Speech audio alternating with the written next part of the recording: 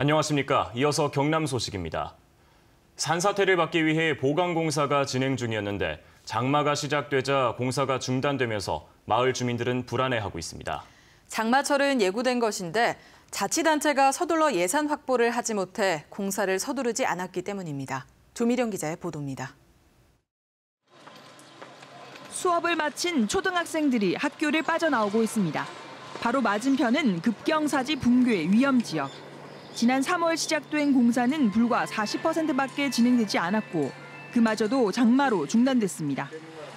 인근 주택가 앞 급경사지 보강공사 공정률도 85%. 마무리되지 않은 채 장마가 시작돼 주민들의 불안감이 커지고 있습니다. 아직 공사가 마무리 안 되고 이 단계에서 지금 토사도 내려올 거는 생각도 많이 가지고 있고 좀 불안감 많이 가지고. 경남의 최근 10년 동안 산사태 피해 지역은 627헥타르, 전국에서 가장 넓은 것으로 집계됐습니다. 경남은 산사태에 취약한 마사토가 많고 태풍이 지나가는 길목에 위치했기 때문. 하지만 국비로 충당되는 보강공사비를 제때 확보하기는 어렵습니다. 지정이 됐다 하더라도 금방 국비를 확보를 하는 것도 아니고 안전진단이라든지 이런 절차를 거쳐야 그게 확정이 돼야 예산이 책정이 되고 그러니까. 경상남도는 올여름 산사태로 인한 인명피해 제로를 목표로 나섰지만 예방책은 점검 수준에 불과합니다. 시군 사업에 대해서는 도본청에서 먼저 점검 확인을 하고 마지막에 3차에 우리가 80개소를 선정해가지고 안전점검단에서 포원 점검을. 산사태 피해가 해마다 반복되고 있지만 지지부진한 예산 확보와 대응으로 주민들은 이번 장마철도 불안 속에 지내게 됐습니다. KBS 뉴스 조미령입니다. 경남은행의 금리 조작 의혹 파문이 쉽게 가라앉지 않고 있습니다. 금융당국의 실태 조사가 진행 중인데요. 전체 지점 가운데 60%가 넘은 100여 곳에서 이 같은 부당금리가 적용됐다면 단순한 실수나 오류가 아닐 가능성이 높습니다. 후속 대책은 없는 걸까요? 차주아 기자의 보도입니다. 고객의 소득을 낮추거나 누락해 가계대출이자 25억 원을 더 받은 것으로 드러난 경남은행. 지역은행을 믿고 거래했던 경남도민들의 실망감은 더 큽니다. 경남은행에 믿고 이렇게 돈을 갖다가 맡기고 이러는 사람인데 일단은 믿음이 안 갑니다. 고객한테는 불리한 조건 아닙니까? 그치? 화가 납니다. 일종의 자기 핑계라고 생각합니다. 경남은행은 직원들의 입력 실수라며 다음 달까지 환급하겠다고 나섰지만 부당이득 건수만 12,000여 건에 달해 고의 조작 의혹도 나오고 있습니다. 경남은행은 전체 지점 150여 곳 가운데 64%가 경남 지역에 집중돼 있어 특히 경남도민들의 피해가 클 것으로 보입니다. 대출 금리를 더 받아 챙긴 경남은행 지점은 100여 곳에 이릅니다. 하지만 연루 책임자 징계 등 별도의 제재는 아직 없습니다. 경남은행이 단순 실수라고 주장하고 있는 데다 대출금리 산정 체계는 내규여서 금감원의 제재 대상이 아니라는 겁니다. 이 때문에 은행들의 대출금리 과다 산정을 막으려면 징벌적 손해배상금 제도나 과징금 등 후속 조치가 시급하다는 지적이 나오고 있습니다. 금리에 편취된 부분들이 부당이득으로 법인에 들어갔다 그러면 법인에게 상당히 이익을 준 건데 법인에게 그 책임을 묻는 징벌적 과징금 제도는 반드시 필요하다고 봅니다. 금융감독원은 경남은행 지점 100여 곳에서 대출금리를 과다 산정한 경위 등 경남은행에 대한 경영실태 평가를 다음 달 13일까지 이어갈 계획입니다. KBS 뉴스 차주아입니다.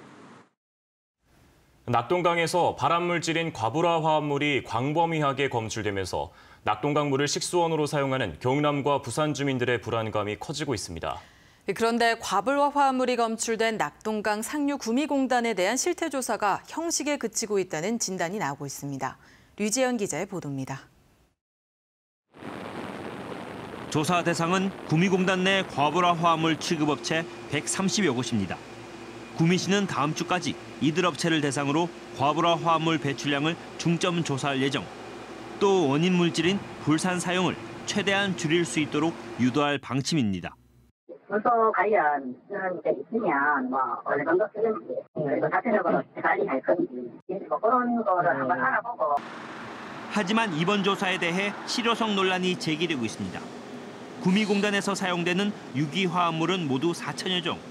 이 가운데 관리 항목은 납가페놀 등 기존에 지정된 수질 오염물질 55종과 이번에 문제가 된 과불화 화합물 3종에 불과하다는 겁니다. 유해 물질에 대한 전수조사가 당연히 해야 될 거로 그렇게 봅니다.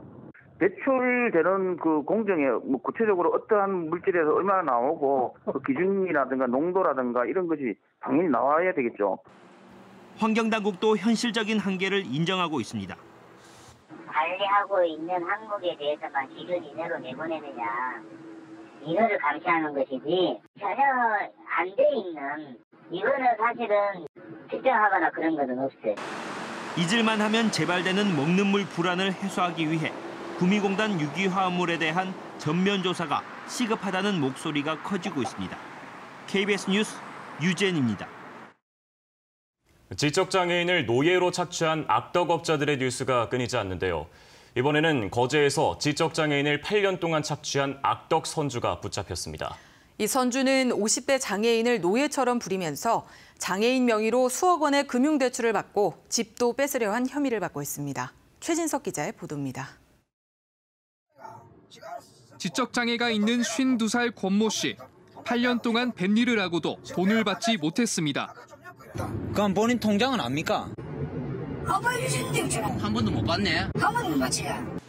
선주 66살 박모 씨가 일만 시키고 임금을 주지 않은 겁니다. 경찰 조사 결과 권 씨는 어선에서 잠자는 시간도 없이 일하기도 했습니다. 죽거나 사나 보면 일하고 또 이제 자기 일 없으면 너무게 타로 보내가지고 그 돈은 주인이 받고. 최저임금을 적용해도 밀린 임금이 1억 원에 달합니다. 박 씨는 권 씨와 함께 살며 권 씨가 일을 하지 않거나 불만을 품으면 폭언과 폭행을 일삼았습니다. 선주 박 씨는 지난 2010년 지적 능력이 떨어지는 권 씨에게 숙식 해결과 적금을 들어준다고 속여 자신의 집으로 데려와 고기잡이와 농사, 허드렛 일을 시키며 노예처럼 부린 겁니다.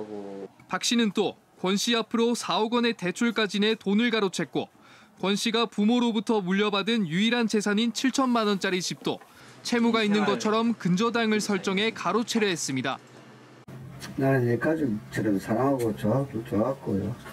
언제든 내가 내 재산 있다면 다 팔아서라도. 해경은 박 씨를 구속하고 박 씨의 아내에 대해서도 공모 여부 등을 수사하고 있습니다. KBS 뉴스 최진석입니다.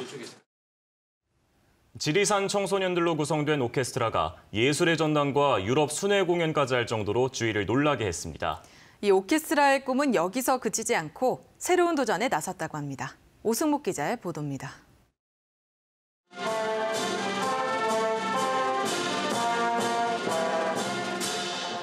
앳된 얼굴에도 악볼 보는 눈빛이 진지합니다.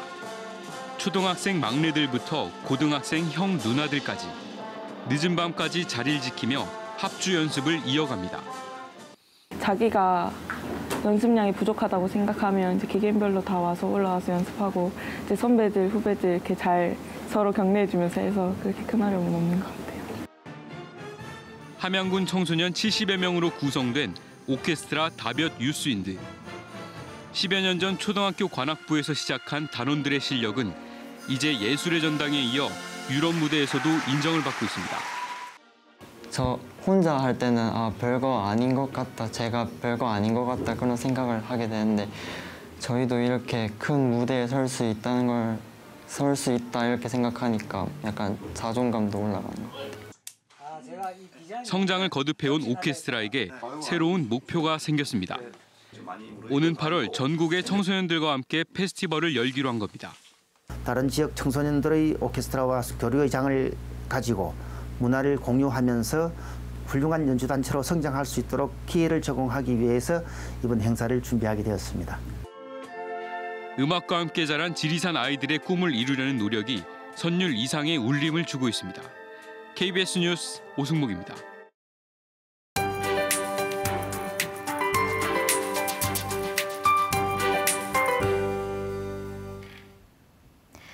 어제 남해상으로 물러났던 장마전선이 다시 북상하면서 새벽부터 경남 지역에도 비가 내리기 시작했습니다. 지금 곳곳으로 붉은색의 강한 비구름대가 지나면서 천둥, 번개를 동반하는 시간당 30mm 이상의 폭우가 쏟아지고 있는데요. 지금까지 내린 비의 양을 살펴보시면 사천 114.5mm, 남해 109mm로 남해안 지역은 이미 100mm를 넘겼고요. 그 밖의 지역에서도 어제보다 많은 양의 비가 쏟아지고 있습니다.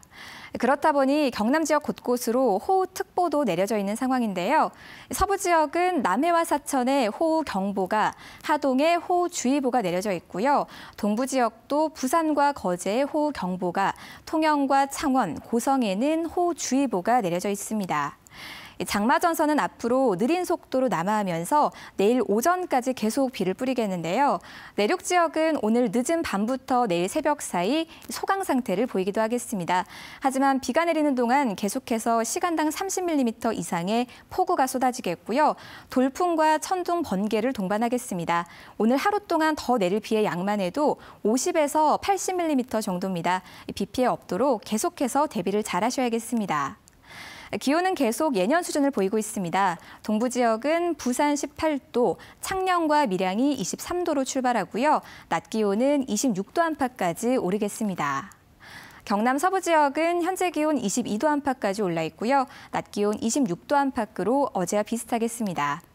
오늘 해상에도 요란한 비가 내리고 있습니다. 동해 남부 먼바다에는 풍랑주의보가 내려지면서 물결이 최고 3.5m까지 높게 일겠습니다.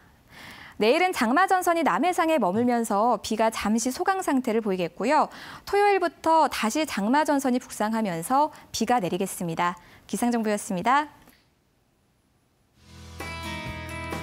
산업단지공단이 뽑은 2018년 글로벌 선도기업에 경남에는 4개 회사가 포함됐습니다.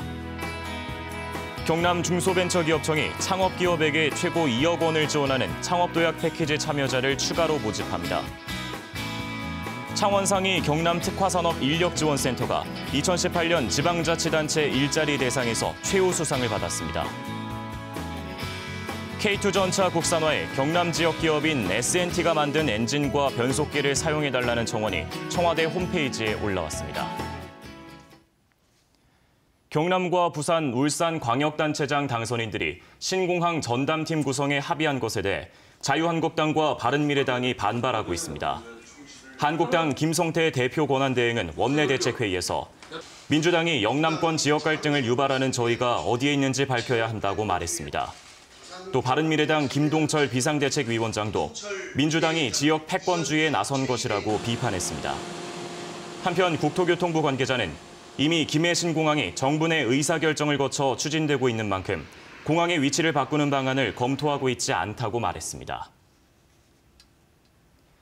김경수 경남도정 출범을 앞두고 도민참여센터 경남 1번가가 경남도립미술관 다목적 홀에서 문을 열고 본격적인 운영에 들어갔습니다.